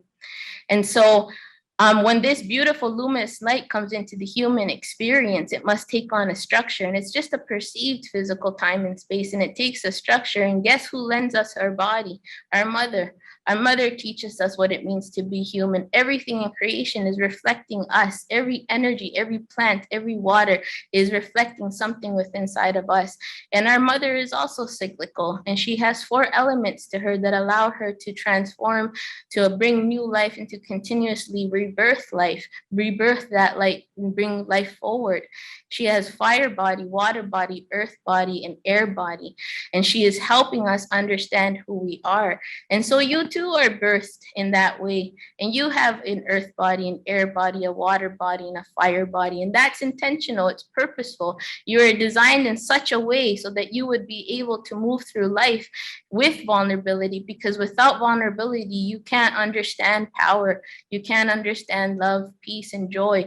Those are only accessible when you are at your most vulnerability. But you weren't dropped on this earth, and no one dropped you here and said, good luck, sucker. That didn't happen. You were built to be able to move through life, and you were designed intentionally, divinely, and perfectly to be able to do that. And so those 4 elements work purposely to be able to transform and transmute your experiences for the purpose of enlightenment, for bringing a new awareness, a new curiosity, a new thought, a new feeling, a new state for you, for a new experience. And this cycle will continue forever. That's how life continues. And you also have a physical body, a mental body, a spiritual body, and an emotional body. But because we've grown up in a Western education, a Western science, and a Western worldview, we are trained. The Western education system demands that we only live accessing our mind, that we try to think our way through life, that we try to figure things out through our mind. And our mind was never designed to move us through life. It has a specific purpose, but it wasn't supposed to help us move through life. That's the job of your holistic self, your elemental self. And that's why we have a lot of unresolved issues that are stored within us. And what I call experiences or data or information or waves of information, data stored in our body as well as the collective body. And what the mind does, because the mind, and we're so strong in our mind because that's how we're taught to move through life, if the mind uses that data and information to create a perceptual filter by which you see yourself in the world around you, and it stays there, and it will fight to the end to be able to hold on to that perceptual filter. And what happens is the mind gets twisted and it gets clouded, and you begin to forget who you really are. And so you can have names to these feelings, or you can just refer to them as light and intense. And all of your experiences that are unresolved remain data to be used and information. And so we have to go and look at the corn, the original teacher, and we watch the way in which the corn grows. And as we notice, the corn goes down into the earth being dark matter, the earth being darkness. That's incredible vulnerability. That's a surrender. And then from that deep rootedness, it then emerges, it goes up, and that's the light, and that's the awareness, and that's the enlightenment process.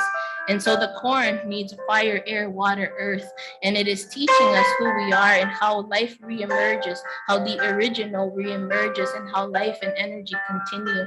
And so the mind is very clever, but the mind isn't designed to be able to lead your life, because it can only tell you what's happened. It can't tell you what's possible. It's not imaginative. It doesn't understand spirit. And so we have to come back to our holistic nature and follow the path that the corn has set for us as a teacher. And inside your body, your earth is made up of 70 trillion plus cells that are designed to do one thing, which is to detect through their cell detectors energy that is dense. And your cells can detect when you've eaten an egg salad sandwich, but they can also detect your shame. And you know this, you absolutely already know this. This is part of who you are. I'm not teaching you anything new, because you know it when your mother says something and it triggers that fire, it triggers that water, the elements, the body ignites, and it's ready to do what it was designed to do, which is to bring to completion those waves of information or experiences for releasing that energy and allowing it to be used for curiosity and new potential. Your body wants to transform, your body wants to heal, it wants you to evolve and move forward. But because we've been trained so much to think, to understand, to know, I can't tell you how many kids I work with who can tell me all of their diagnosis and why they're diagnosed with that. And I always sit with them and I look and I ask the question, I say, but do you feel any better? And they say no. And so I said, all right, we got to come back to being human, wholeness, elemental. We're going to use the elements as our mother taught us, and we're going to evolve. We're going to create a new reality for ourselves. And so your cells can process information at such an accelerated rate that you might even find your body start to shift in terms of your nervous system beginning to rewire itself to create a new state. It actually creates your body, your earth to tremble. And then the fire and the water come in, and then the breath is used to power those cells, not to calm or to cope, but to actually ignite and power those cells to be able to digest.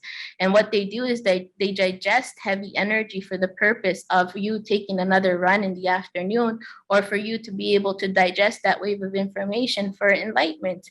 And that's what enlightenment is, not a destination, but a continuous process by which you bring forward that light and the eternal reemerges through you, and you continue to evolve in the human experience. That's a life worth living.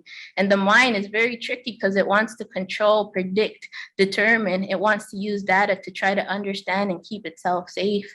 And you have to be willing to go. If you look at this chart created by Real School, if you look at this chart, look how deep you have to go on the earth to be able to experience love, peace, and joy. You got to be real vulnerable. You got to surrender. So the next time that someone triggers you, you want to take that deep breath and you want to activate those cells, and you're probably going to shake and they're going to look at you all weird because we don't know how to do that anymore. It feels really weird when people become fully alive and fully expressive. And guess who the teachers are? It's going to be the children. And 3-year-olds are the best teachers, and we actually watch them to help people understand how quickly and transformative your body can change things. And so as long as you don't tell a child to use their words, and we think that is so evolved, but when you tell a child to use their words, you actually put them in their head and they try to think their way, and they can't do that. We know how to heal ourselves. We are designed to be able to do that, but we must surrender to that level of vulnerability. And I keep telling people, when we actually learn the life skill again of being human, we're going to look really weird because we're going to be so expressive, so alive. We're going to let our fire move, our tears move, our body's shaken, and we're even going to purge, right? Because that's the way that the body rewires itself to a new state. And that's a life that's exciting, it's imaginative, it brings forward. And guess what? Our beautiful mother always responds to us. She always echoes to us. And that's why we drum. That's why we use shakers. And so it's incredibly important to relearn what it means to be human, the incredible significance you have here. And what I share with people is that once we're able to do that, we are able to have a way of life reemerge through us, not be taught to us. We have to allow for life to reemerge through the process of integration through our holistic elemental being, by honoring our life, not trying to control it, being comfortable with not being able to see or know, but knowing yourself, knowing that you were built to be able to move through light and transform those experiences. And that's integrity. There is a difference between knowing equity and becoming equity. And that's really important. That's how the way of life reemerges for the people. That's how we become original people once again, and our way of life emerges. And as I remind people, I don't teach people how to love creation. That's who you are. What I do help people is to bring to completion the experiences that are getting in the way, that are clouding your mind, that are twisting your mind and keeping you from that awareness, as Tani mentioned, that you are well and that you are whole and you are an incredible, highly evolved, highly creative spiritual being. So I give you great thanks for the opportunity to share some words with you this morning. Wow. Maria, thank you so much. I think that maybe your parents named you this little bird, but also maybe attached Salik as a lightning bolt that comes out of this little bird. I think you've just shaken the world for all of us. Thank you so much. Sometimes the elders come in youth form. Tremendous. We have had such an incredible, power-packed panel of these amazing women who have shared healing, have given us healing, have helped us sit in this moment together and allow our bodies, our minds, our spirits to transform in this moment. So thank you very much. We have some incredible questions as well that I think are going to take us even deeper. And so I'd like to start with a question that will be for all of our panelists today. And that is the question of generational trauma. So this question comes from Andrea Flores.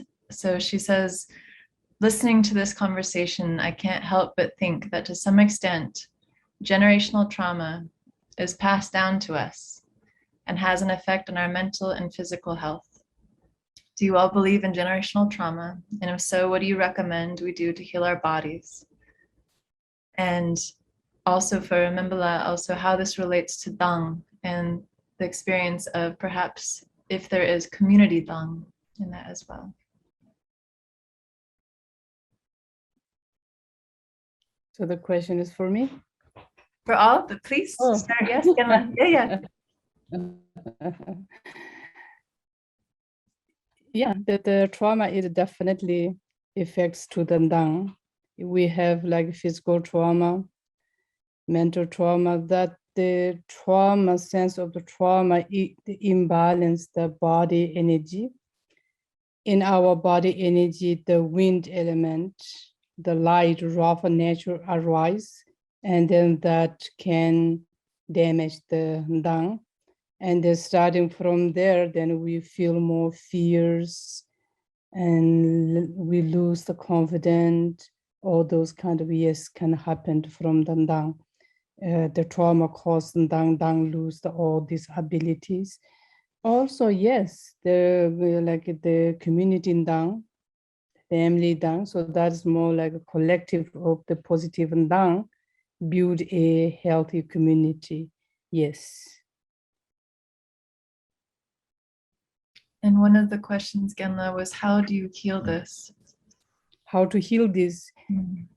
Yeah, this is my second part of my things. Yeah, we said in Dang similar dunge ki said into megazindanyam. So once the Dang is lost, your feeling is more sort of like a sadness, depressions, fears, a lot of fears, and then you lose sense of the clarity.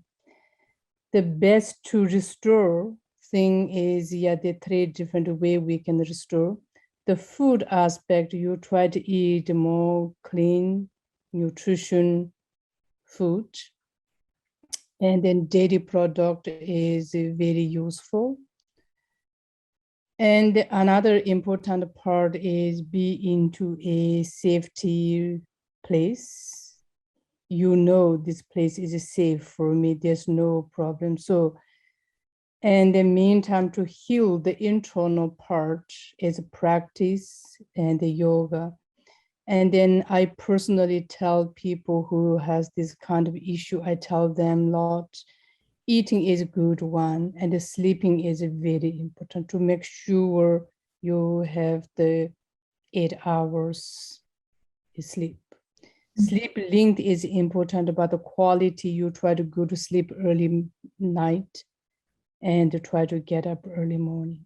So these qualities of the sleep also very important.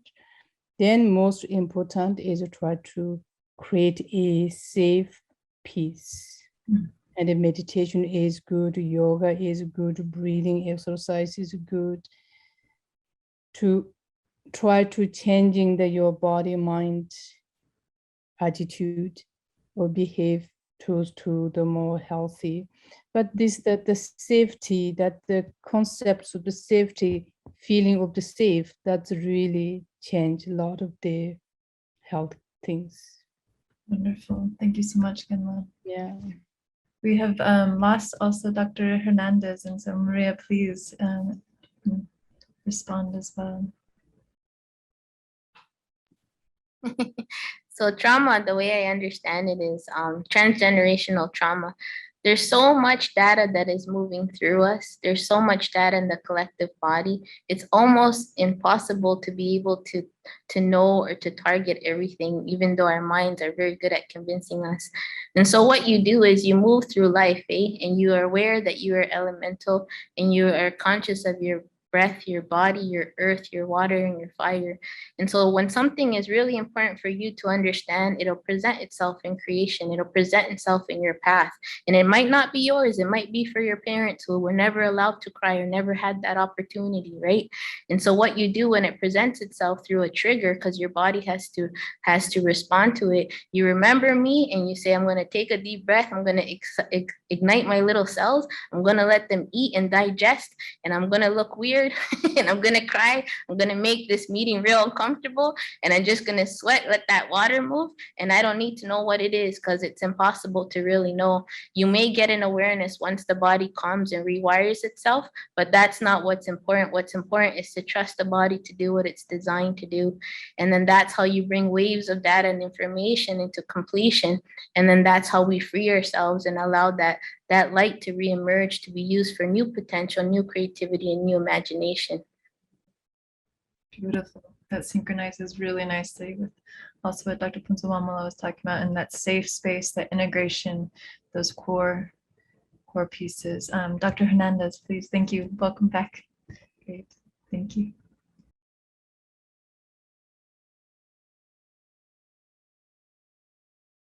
Did you hear the question? Okay, so the question is on generational trauma.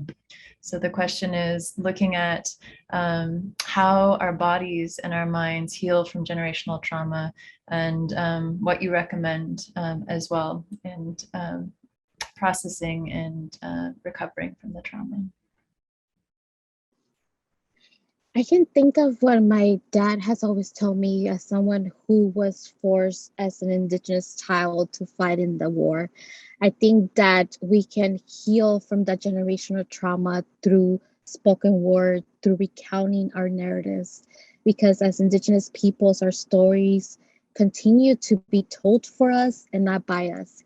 And I think that reclamation of our narratives, our stories, can help heal that generational trauma.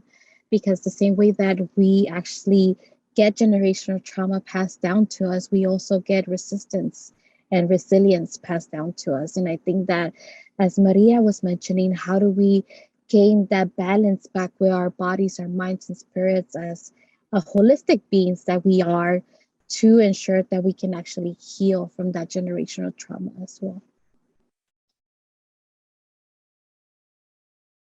One of the follow-up questions to all three of you also is, where do you see the synergies across these traditions? Where do you see the synergies of these approaches also to the healing and to the maintaining? Please. Wamala, would you like to start? Oops. How about starting with the younger one? Yeah, okay. Yeah. Yeah, Jessica, would you?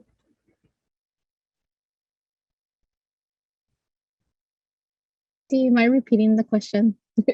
Yeah, so the question was, what are the synergies that you guys see across these various traditions?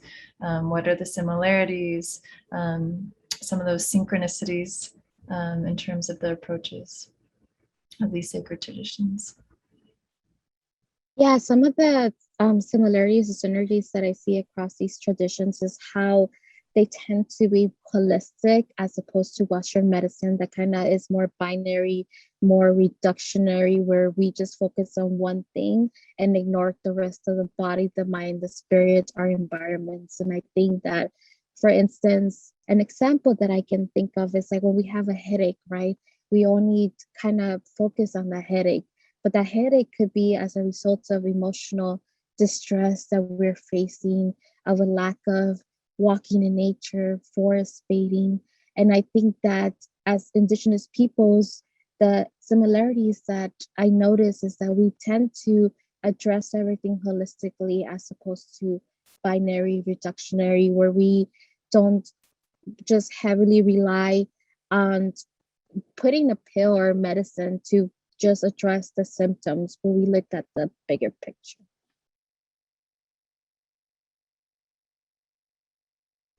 Wonderful, thank you so much. Maria?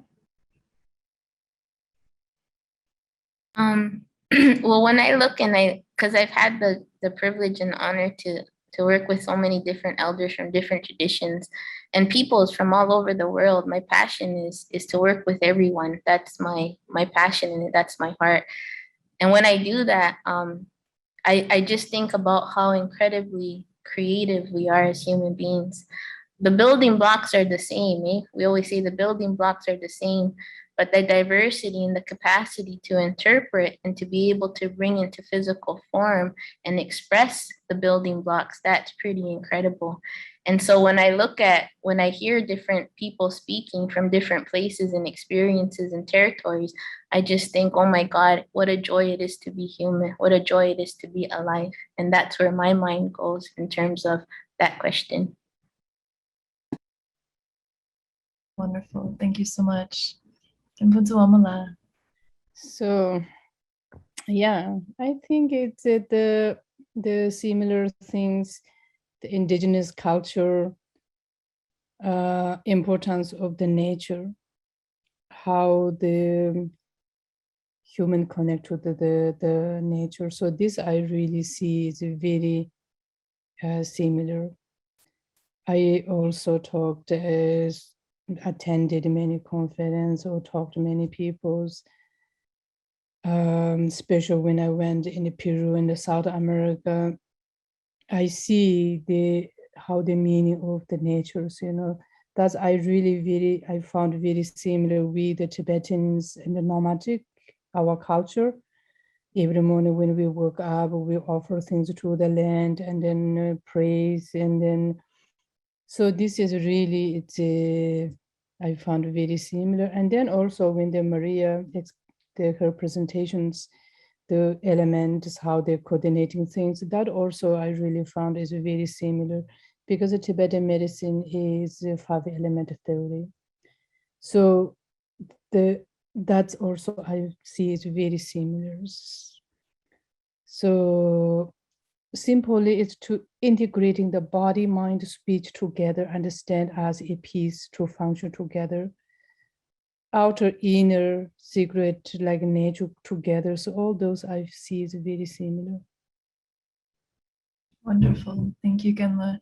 In many ways, I've thought about in Tibetan society, the amti or the physician is like the naturalist of the naturalists, right? To know the seasons, the climates, the land, everything that is living, but also the naturalist of the mind. And it seems like this is quite similar also in the Mayan world of knowing what living is, right? Knowing what that means and what is the suffering, what is the experiences in all its dimensions and all the various layers of our experience in this form. So fantastic. Yeah. So there's a question that is directed at Dr. Hernandez, and yeah, I think it's going to connect to all of you. So I'm going to first start with you, Dr. Hernandez. With climate change worsening, we know that this means migration will increase as people experience droughts, water scarcity, conflict, and greater hardship. So thinking about this, how will climate change affect the Mayan people, and what do we do about protecting Indigenous peoples and Indigenous knowledge? Yeah, thanks for the question. I think that it's important to mention that climate change is already impacting our Indigenous Maya communities. And as a result of that, we're being forcefully displaced from our lands. And as we continue to see, it's going to increase the number of climate refugees that this country gets, that other parts of first world right countries get. And I think that it's important to mention that a lot of climate change impacts can be attributed to the large corporations that continue to exist in our native lands, where land grabs, which mean that like large entities of lands were stolen from our people by the government and sold to these corporations, to these like banana plantations, through these other vegetation plantations. And I think that through that, it's going to increase the traumatic experience that our people have to go through, because this displacement is not easy. We have to go through all these colonial borders that continue to fuel this xenophobia, this anti-immigration narrative, right? Because a lot of the violence that we face is in Mexico and other countries as we journey into the United States. And I think that it's knowing that the United States doesn't see climate refugees as a warranted asylum, right? Because you cannot get asylum through climate change and refuge. I think that's important to start shifting those policies, those conversations that are withheld within the settler government that the United States continues to follow. Thank you. Yeah, so really looking at that structural level and how that's going to be helping us to shift and shape. Thank you. Yeah, Maria. I'd like to let the elder go first, if that's okay.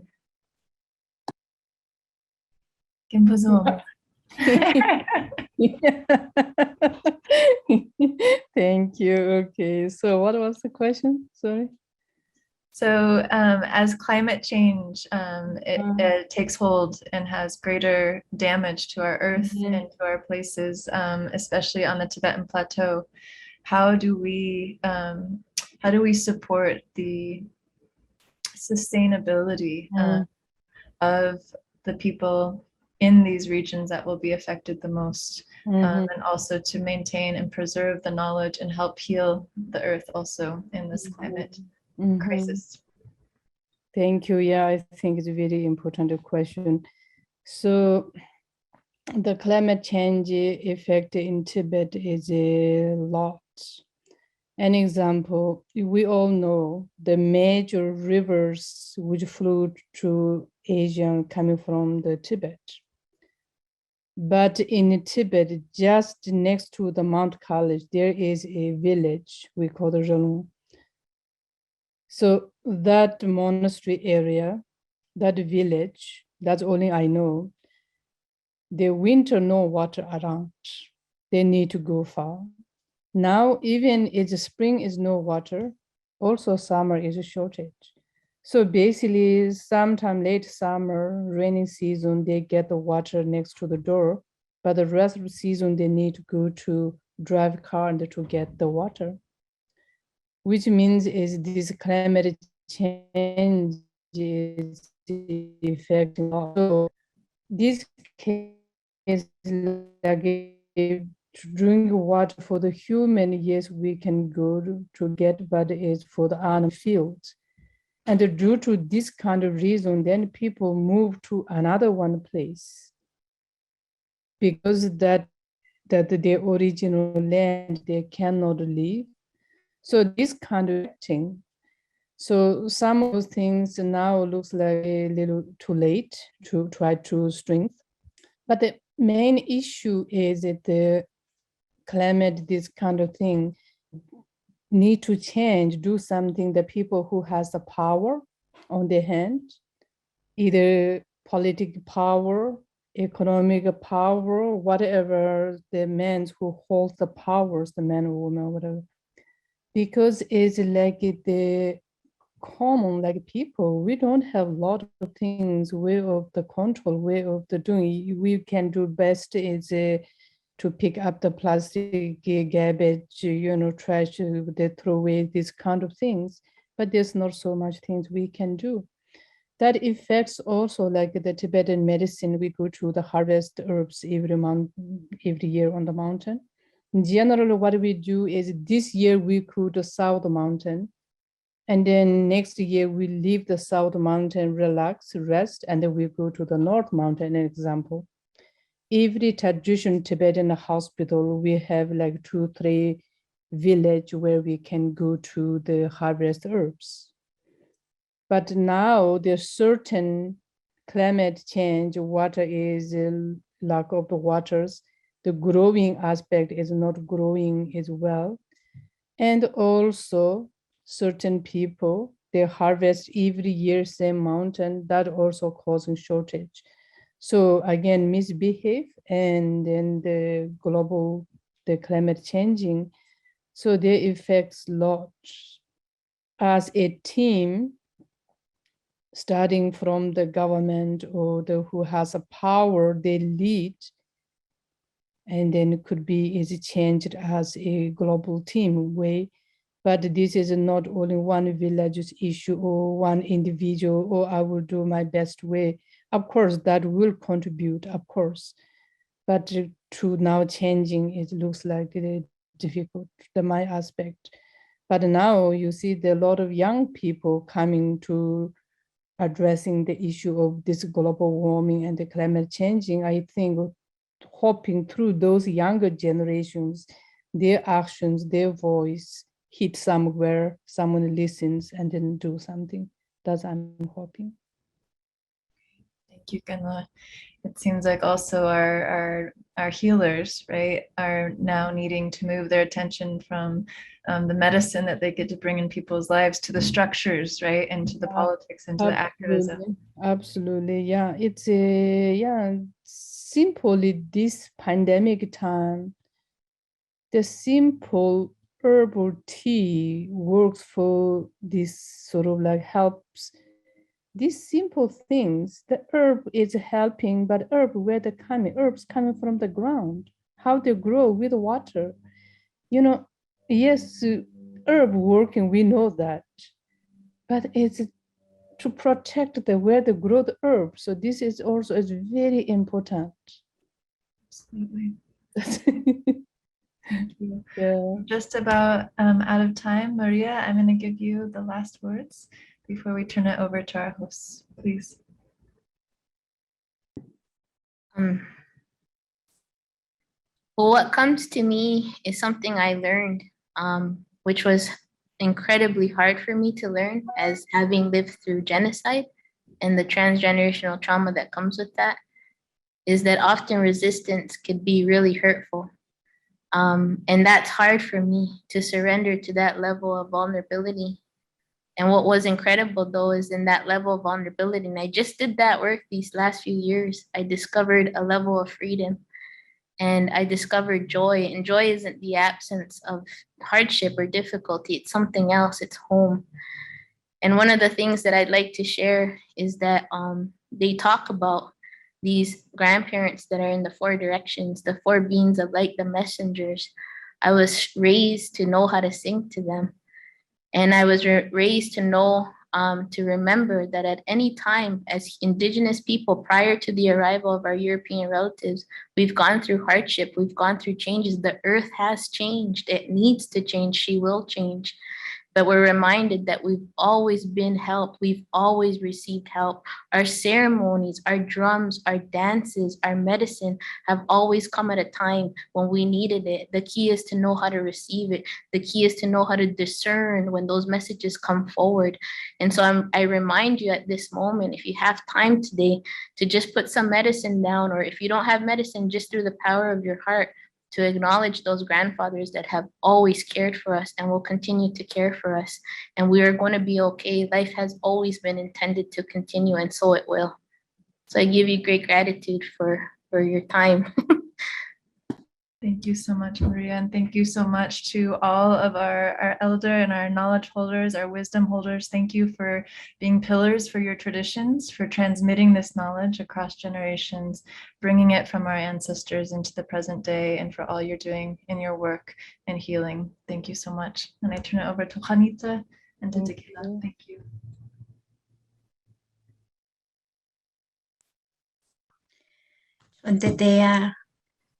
To all of the panelists, the knowledge, the sharing that you have all given us today, the medicine has been such a beautiful and powerful reminder that each of us carries light, each of us carries traditions, and each of us carries teachings from our elders, from our ancestors, from the lands that we come from, the lands that have greeted us and welcomed us.